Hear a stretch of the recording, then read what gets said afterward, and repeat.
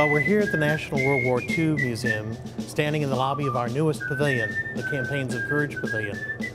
And this building is all exhibits about how America won World War II. Here on the first floor, we just opened The Road to Berlin, which tells the story of the American experience in the European theater of operations. Well, these are really exciting exhibits because they're actually environments. There are 10 galleries strung right together, and they actually represent the different environments that Americans found themselves in fighting this war against Nazi Germany. You start in the desert in North Africa, in Tunisia. You jump to Sicily and the invasions there, and then on into the main Italian peninsula. From there, it's into Normandy and the Great Invasion of Northern Europe, and the big slog across France through the Battle of the Bulge and on in towards Berlin. And all of these environments are environmental, by which I mean we put you there. You don't know how it's going to turn out. We set up with a great drama the next story and the next gallery, but you're actually put in the environment, in a hut on an English countryside in an American airfield, or you may be on a street scene in Italy. You will find yourselves in the Ardennes forest during the Great Battle of the Bulge, when the temperatures were 20 degrees below what they normally were, and we were surprised by Hitler's counterpunch. But you actually physically go into recreated scenic environments, and the rest is wonderful museum magic with a lot of audiovisual treatments that have vintage film laced throughout them, and of course our signature personal histories in the form of oral histories taken from actual Americans who were there. Well, what's coming next comes in December of 2015, when we'll open The Road to Tokyo on the second floor of this building. It'll treat in a similar environmental way with a lot of interactives and oral histories, the story of the American experience in the Pacific Theater, which was different in scope, different in scale, different in tactics, and most of all, different in the character of the enemy we were fighting.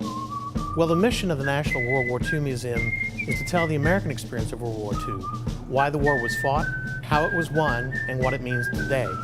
This gallery, The Road to Berlin, tells the story of how America won the war in Europe.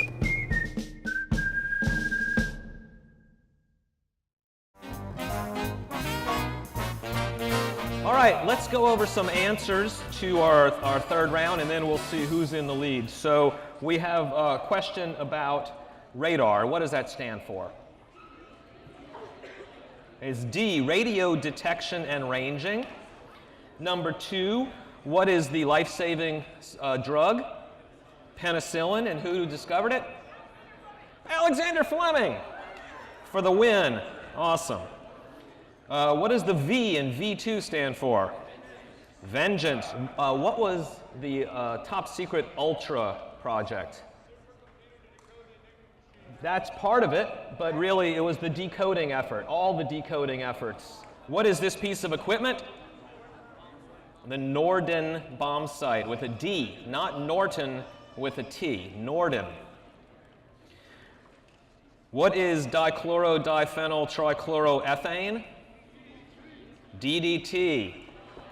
What happened at Oak Ridge, Tennessee? Uranium production. What happened at Hanford? Plutonium production. What happened at Los Alamos?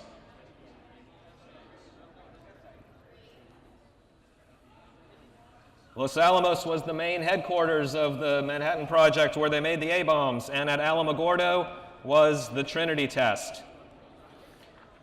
All right, in this complex equation, what are the U, the B, and the K?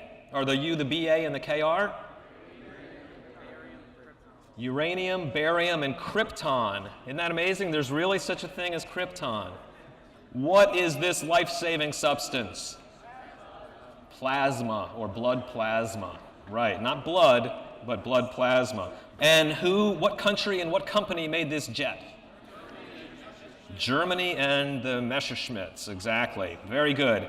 And hopefully you got a point for putting all of the pictures of the Trinity test in order. All right, so after 3 rounds, halfway through, in first place, from Haynes Academy, the Liberators with 31 points. Raise your hands, raise your hands. All right. In second place, 1 point behind, Central High School, the F4F Wildcats. Something's going on at that table over there. And then tied for third right now is the Wolfpack from St. Paul's and Tropic Lightning from Brother Martin. And they both have 29 points. So, and then right below that with 28 points are a bunch of teams, and with 27 and 26 also. So there's almost, really everyone here is still in this, especially since there's a little surprise at the end where you can get maybe a bunch of points. Who knows? All right, the first question in round 4, put these European theater events in chronological order. A, the Battle of Britain. B, the fall of France. C, Operation Barbarossa. D, Operation Torch. And please just put the letters.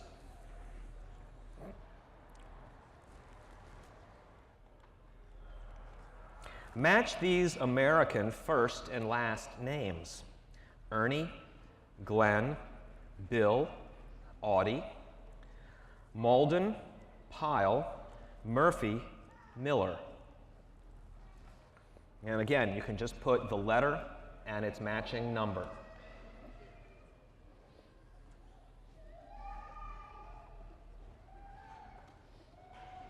Question 3. Match these German commanders' first and last names. Gerd, Heinz, Albert, and Karl. Dönitz, Kesselring, Guderian, von Rundstedt.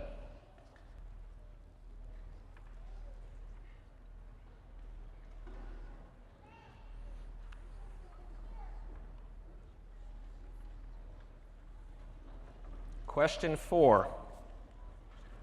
Which two terms do not belong? Winterline, Anzio, Monte Cassino, Husky, Ploesti, Apennine Mountains. And you can get 1 point for each of your correct answers. Which two terms do not belong?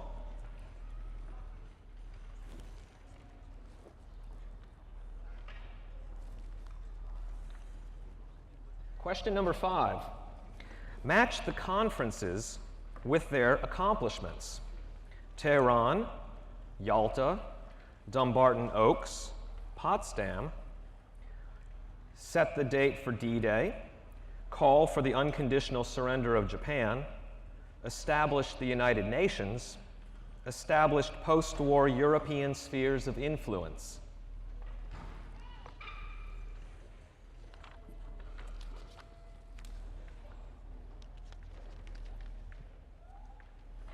All right, question number 6. Of all his worries during World War II, Winston Churchill said this one kept him up nights. Was it A, losing the Battle of the Atlantic, B, failing at D-Day, C, protecting the royal family, or D, running out of cigars?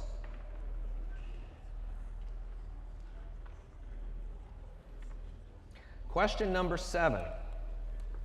Get 1 point for each person you can name here.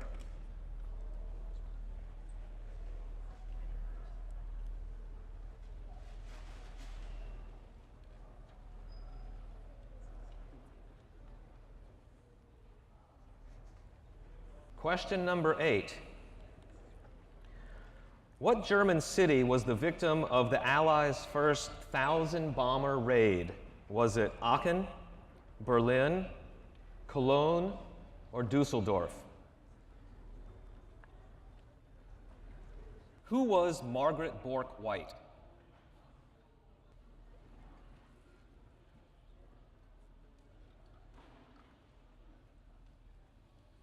And the last question for our round 4, the war in Europe. Which 4 countries provided judges for the Nuremberg war crimes trials of Nazi leaders?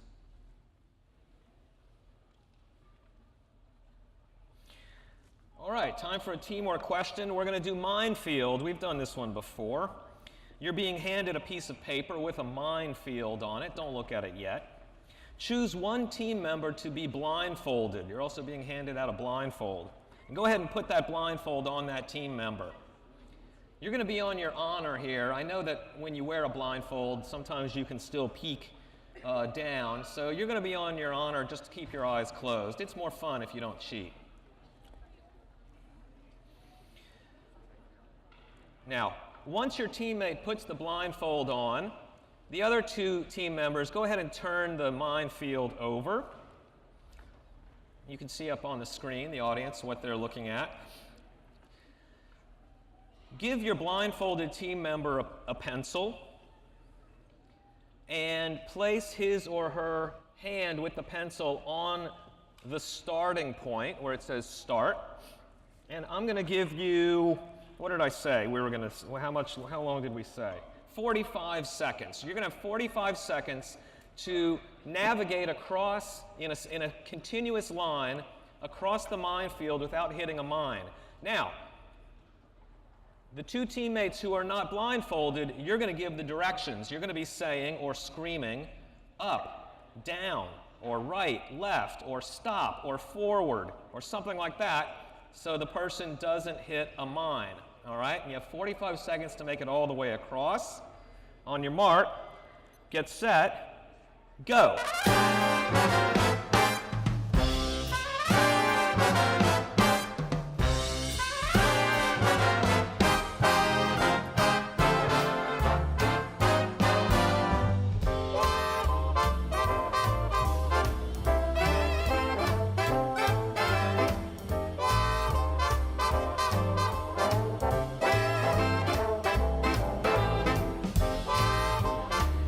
5, 4, 3, 2, 1, stop. All right, take off your blindfold and see how you did. If you made it all the way across without touching a mine, then you've earned your team 1 extra bonus point, teamwork point. We will pick up the score sheets and we'll score those, and we'll do some answers and then get ready for round 5. The Brother Martin team it's just a group of the people that have joined our regular Quiz Bowl team. The name is derived from our moderator. He has some connection to Tropic Lightning. It came before Tropic Thunder. It's very exciting. You never know exactly what they're going to have to quiz you on. Last year it was very interesting. They had quite a number of things that I had previously not heard of and had not learned. I'm hoping that it will be the same this year because new information is always very, very nice. This event, it's quite interesting, it's fun. I think that more people should get involved. It's a wonderful opportunity for people to learn about not only the history of World War II, but what went on, the people who were in it, why it was important. And overall, it's a great experience.